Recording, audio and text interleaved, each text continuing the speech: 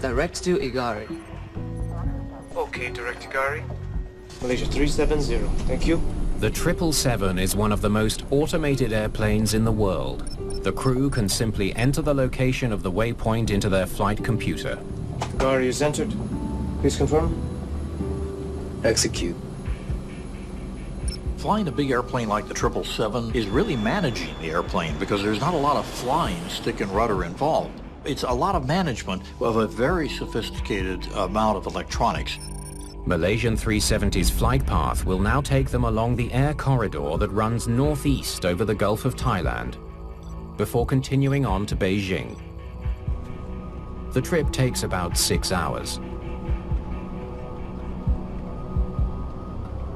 Malaysia 370. Maintaining level 350.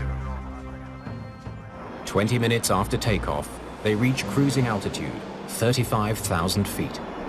When you get a big jet up to altitude and you've got her on autopilot, you've leveled off, you've run your cruise checklist, it really is time now to kind of throw the straps off and relax a little bit.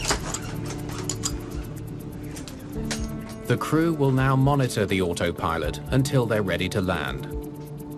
Controllers in Kuala Lumpur will only track the plane while it's in Malaysian airspace, about 20 minutes more. As the plane crosses the Gulf of Thailand, controllers in Vietnam will take over.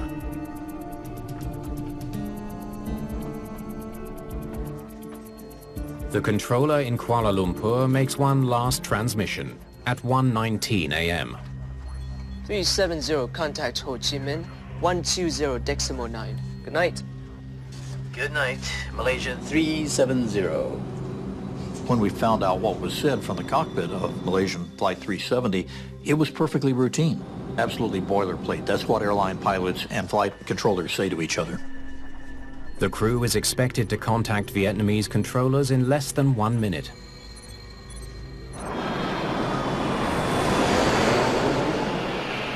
But 19 minutes later, there's no word from Flight 370.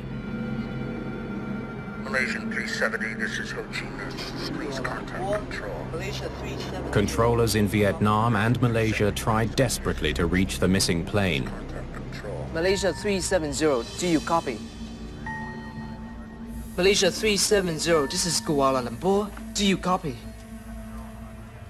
There's no response from the cockpit and no sign of the plane on radar. Flight 370 has vanished without a trace.